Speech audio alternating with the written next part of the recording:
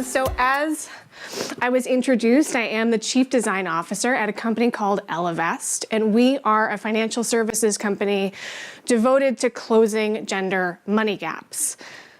And I thought a lot about what I could talk with y'all about today, and I thought probably the most common question that I get as the head of design is, what does it mean to design for women? Oh, good. I'm gonna need that. So let's look at some examples of excellent products, well designed for women, thoughtfully considered. Yeah, pretty much everyone, when you say, what is it like to design for women, assumes that one of these beautiful examples is going to be the way that we go forward.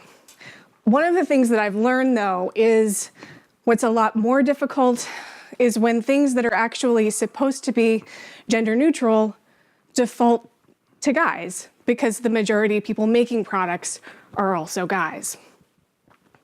How does that happen in finance? So let's take two people. Both of them have bachelor's degrees, both 30 years old. We'll even level the playing field and say there's no income gap. They're both going to start out with the same salary. This is what her salary looks like over the course of her life. So what you'll notice is that when she turns 40, her salary is going to peak out, and that's about as much as she's going to earn. His income, same education, same background, doesn't peak for 15 more years, and it also rises drastically faster. So when they both retire at 67, she's in the hole by several $100,000 comparatively, even if she's done exactly the same thing, which is a real problem because we never die. So she's gonna need way more money to live a much longer life. The other sad fact is that we don't tend to invest to the same degree that our male counterparts do. And of course, there's lots of reasons for that. We're not very good at math. Men are much better investors. We're very, very afraid of risk. And we need a lot more financial education. Everybody needs more financial education. Maybe it's something else. I don't know. Maybe it's how it's positioned. 73% of women are dissatisfied with the financial services industry. They can't find an advisor they relate to. It's kind of a male industry, right? The symbol's a bull. So when we started out at Ellevest, we had to decide how are we going to use design to overcome this bias, that you can take a product that was created for a very narrow and specific segment of the population and make it pink and pretty, and then she'll use it. Assume you know nothing. What if you talk to her? What if you actually spent time with her? Learn what it is about money and how she thinks about money and how she behaves with money, and see how that compares with what the industry is doing and what the standard is. So when we first kind of kicked off Ellevest, my head of product and I spent way too much time together, talking to women from all different kinds of backgrounds, lots of different economic backgrounds, lots of different age groups, to see what the commonalities in behavior were across all of these different segments. We did a pain point card sort with them to kind of help guide the conversation, to learn where some of the biggest issues were, where some of the biggest problems were. And these are some of the key things that we learned over the course of that time. She doesn't feel informed. She doesn't feel like she knows how to get started. Anybody that has ever gone onto Google to look for what kind of 401k you need knows that the immediate response is to close your laptop and get a drink. So you can imagine the smokescreen of jargon is not exactly inviting. She's worried she's not going to have enough money. And there's this pervasive sense of gambling that comes with investing that doesn't actually align with her behavior around saving and building. What is she doing? All of our gals were pretty type A. They're using something. We had one lady who had a bunch of file folders, and she had a lot of birds too. She had every financial statement that she'd ever had printed out, and she knew exactly where everything was. We had a lot of other women who were using Mint, who were doing a lot of things to just organize and keep track and make sure that they understood exactly what was coming in and what was coming out. She thinks holistically. So a lot of retirement companies or a lot of investment companies speak to you about your retirement. It's a really big goal. It's important that you put a bunch of money away. But the truth is, I'm going to save for my kids' college. I'm going to buy a house and I'm going to retire. So if you tell me that I need to ignore those other two things and just focus on the one, I'm probably going to ignore you. A lot of folks learn about money from their family and have something that was started for them when they were young. Maybe they bought a few shares of stock in a company that they're really interested in, or maybe they're just contributing to their company 401k. Everybody was doing something. We started out with a bias believing that people weren't really doing very much, but everybody was taking action in some way. Most people learn about money from their family, which is why diversity in terms of both team building and also in gathering the folks that you speak to is really important, because different family backgrounds, different cultural norms have a big influence on how you think about money and how you act around money as you go forward. We spoke with a lot of folks, well, with a few folks who were first-generation immigrants, and their experience with finance was very particular to that segment. And so understanding exactly how all of those kind of cultural pieces of your background flow into how you think, really informative for us as we were considering how to build a platform. Emergency and retirement savings make us feel good, taken care of. And then you stockpile all your money for something that's important or special. A big trip and travel is huge for a lot of our clients. Basically, she's just kind of practical.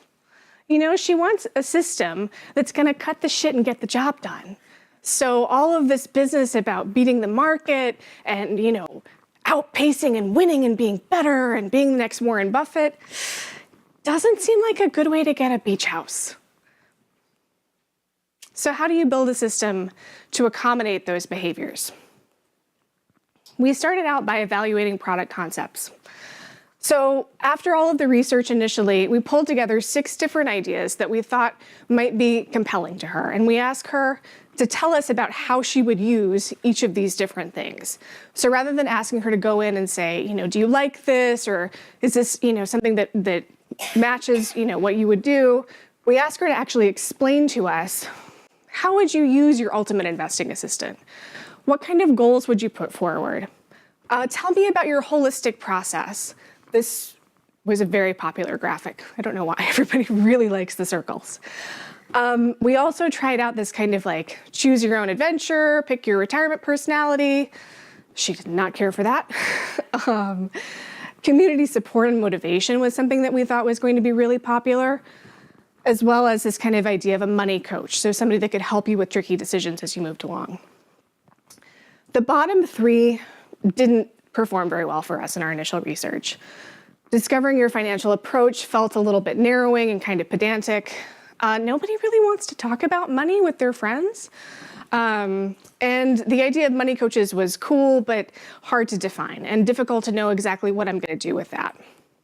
So the top 3 pulled to the forefront, and we spent another 6 months integrating these ideas in lots of different ways to try and figure out what would be the right combination of these different concepts in a design experience that would actually engage her with the process of investing. So 6 months of testing, of onboarding with users weekly. We shared everything that we learned with the whole team. So, you know, that way we were able to kind of keep everybody in the loop, make sure everybody knows what's going on. And there's nothing better than being able to hear somebody interact with a system in terms of being able to believe as a team that we're moving in the right direction, or that we have discovered something that we will not be moving forward with. So I thought it might be fun to look at a few of the things that we didn't do. You remember the circles? She loved the circles. I loved the circles. The circles are so pretty. They don't mean anything. So we tried the quiz. Oh, well, we'll give you a score. We know that she's type A. We know that she likes to be on the ball. This was rude. We actually had one woman tell us that we had offended her. The circles came back again. Still nothing. So went to the totally different direction. Let's give you all of the information that you're asking for. And she's like, all right, great. You know, I'm going to go get a notepad and some glasses, and we can sit down and really get into this. You know who spends their weekends doing financial research? Pretty much no one. So I thought, let's go even deeper. Let's add more detail to the screen, put even more stuff up there. And sure enough, this wasn't a winner either. So in the end, what we ended up with was a 5-step process that focuses on your lifestyle. It focuses on building the future that you want, focuses on the goals that are important to you, but ultimately removes all of the things that you can't control and focuses on the things that you can. How much can you invest? How much can you add? How long do you want to be in the market for? And then we have an algorithm that takes into account your education, your gender, how you're going to earn, your location, that builds investment portfolios for you, does the rebalancing, and handles the investment on the back end. So that the only thing that you need to do is just make sure that you can afford the investments that you set up. We give you the ability to make trade-offs, to choose between goals, to reorganize them when life changes, and ultimately try and provide you with kind of a dashboard for your future that feels fully within your control at all times. So we focus on things like whether you're on or off track, your high-level returns, and again, you can edit any of these at any point in time. You can kind of go in and out and fidget. She likes to fidget. So that's where we are with that was where we were with our very first iteration. We have gone on quite a bit from there, but that was kind of our initial experience. All right. Thank you.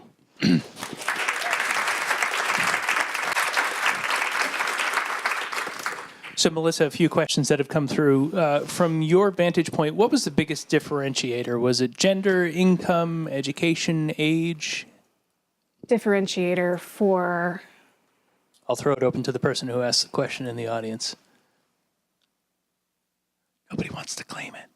What do we say for behavior? Behavior differentiator? Well, to be perfectly honest, we didn't test with men.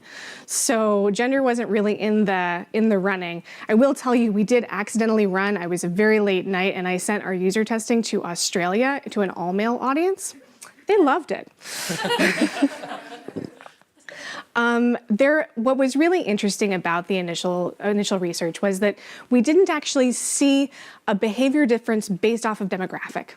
You see behavior differences based off of psychographic and based off of personality, but in terms of how much you earn, we spoke to women who earn, $1 million a year who feel just as anxious about their finances as women who only earn, the average of $75,000 a year. So it's not income, it's not assets. None of those things really had a big impact on how you felt or the confidence level.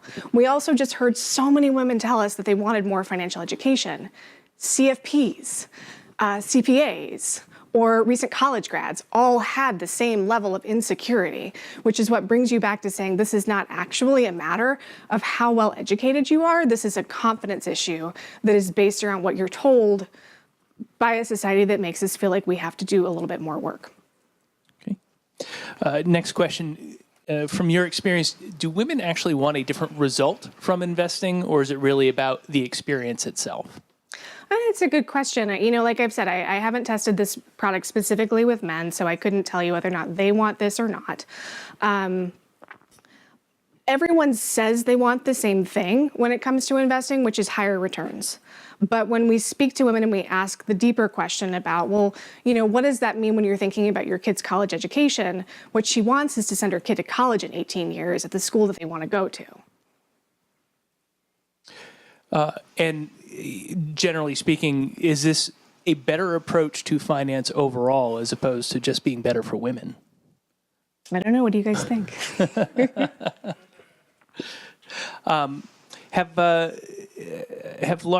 How would large companies adopt a similar behavior-based design at scale? So what's great about this level of behavior-based design is that if you are actually baking design into your product development process as a discovery phase, It doesn't have to be time consuming. This is the kind of research that can be done in a couple of days. You can do it regularly. It's pretty easy. There's a lot of tools like usertesting.com and a lot of other places where you can quickly access an audience to be able to quickly vet ideas. What's nice about that is it takes it away from being like an ego argument between, whoever is the CEO thinks they have a cool idea. Well, we all think we have cool ideas. It's nice to be able to put stuff out there, see how it does, and pull it back. Did you find that the role of parents, specifically the overprotective father, as an influence?